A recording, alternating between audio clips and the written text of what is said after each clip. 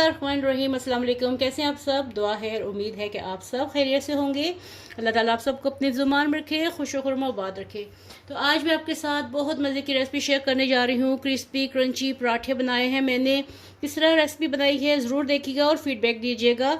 जब कभी स्पेशल नाश्ते को दिल करे और क्रिस्पी क्रंची खाने को दिल करे तो ये मुख्तलिफ से पराठे हैं, ज़रूर बनाइएगा और फीडबैक दीजिएगा कि आपको आज की ये रेसिपी कैसी लगी है। तो चलिए स्टार्ट करते हैं अपनी आज की रेसिपी और देखते हैं कि आज के ये मज़ेदार से पराठे कैसे बने हैं। स्टार्ट करते हैं अपनी आज की रेसिपी। तो ये मेरे पास दाल है जो मैंने बनाई थी, आपको सिखाई थी। डिस्क्रिप्शन बॉक्स में इसका मैं लिंक दे दूंगी। और ये जितनी भी आपके पास घर में बच जाती है, एक टाइम दाल खाई जाती है, दूसरी टाइम नहीं खाई जाती। इसमें सब कुछ है, नमक मिर्च और ज़ीरा भी है, इसमें सुर्ख मिर्च भी है मोटी वाली, फिर मैं आपको दिखाऊंगी। इसके साथ मैं कुछ वेजिटेबल्स यूज़ कर रही हूँ। मेरे पास ये थोड़ी सी बंद गोभी है, इसको भी इस्तेमाल करते हैं। थोड़ा सा ये है, हो तो डाल ले, नहीं है तो कुछ ज़रूरत नहीं है आपको तो मत डालिए, नहीं पसंद तो एक अदद प्याज है और थोड़ा सा पुदीना और धनिया, ये भी ज़रूरत के हिसाब से। अब इन सबको मैं एक साथ चॉप कर लूँगी, बारीक बारीक कर लूँगी। तो चलिए चॉप करके फिर अगला तरीका दिखाती हूँ। यहाँ पे ये प्याज और बंद गोभी और हरा धनिया पुदीना पीस चुका है। अब मैं इसको सारा दाल में शिफ्ट कर लूँगी। तो यहाँ पे देखिए ये सब डाल दिया। अब इसको क्या करना है, ये सब्जियां हैं और दाल भी आपको पता है बिल्कुल सॉफ्ट है। तो अब इसमें मैं 1 कप मैदा पहले डालूंगी। ये सारा मैंने डाल दिया। इस दाल को हम लोग लेयर में नहीं कर सकते कि पराठे को लेयर बना के तो बना लें, इसमें लाजिम ऐसे ही आटा गूंदना है। ये मेरी अम्मी का तरीका था जो मैं आपके साथ शेयर कर रही हूँ। यहाँ पे सुर्ख मिर्च, गोल मिर्च जो है ये वाली साथ ही इसमें पीस दें अगर आपको स्पाइसी पसंद है तो, वरना ये आप निकाल भी सकते हैं। तो चले इसमें अभी और आटे की ज़रूरत है। मैं साथ साथ गूंद के साथ साथ आटा डालती जाऊंगी और गूंदती जाऊंगी उस वक़्त तक जब तक ये सही पकाने के काबिल नहीं हो जाता, थोड़ा सा सख्त नहीं हो जाता। ठीक है, तो चलिए फिर मैं आटा गूंद के फिर आपको इसको फाइनल लुक दिखाती हूँ। इसमें मैंने 1 कप मैदा डाला था आपके सामने और मज़ीद 1 कप और मैदा डाला था।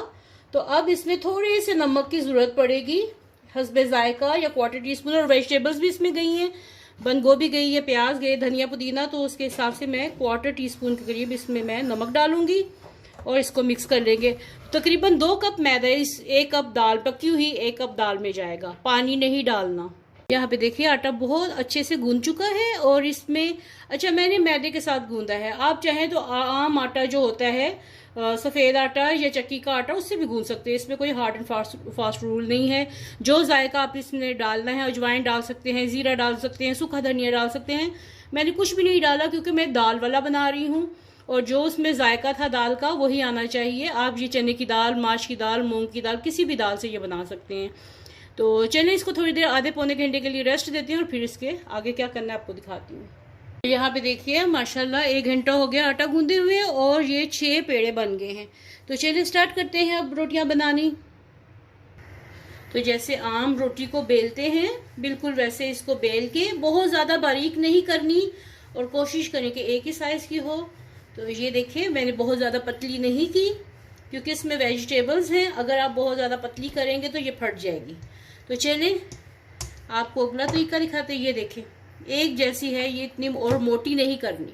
यहाँ पे जैसे मैंने रोटी बेल ली है तो मैं आपको बताऊं कि मैं इस साइज से अपने घर की जो सालन की प्लेट होती है उस साइज से इसको मैं काट रही हूँ और यहाँ पे साथ में छुरी से इस तरह इसके साइड के किनारे उतार लें। आप किसी भी तरीके से इसका शेप दे सकती हैं, इससे भी छोटी बना सकती हैं। तो एक जैसे बनाने के लिए, इसको खूबसूरती देने के लिए मैंने इसको प्लेट का इस्तेमाल किया है। तो सारी रोटियां बना लूं फिर आपको इसका फाइनल दिखाती हूँ। ठीक है, यहाँ पे तवा गर्म हो गया, इसके ऊपर मैंने डाल ली है। इसको पराठे जैसा नहीं बनाना, ये वैसे नहीं बनेगी जैसे अब इसके अंदर घी लगा के बनते हैं। ये जैसे सिंपल फुल्का या रोटी बनती है, इसको बस वैसे ही बनाना है। एक तरफ से सीख गई है, साइड चेंज कर लें। अब इसके ऊपर थोड़ा सा घी लगाते हैं और इसको पलट के तो सेक लें।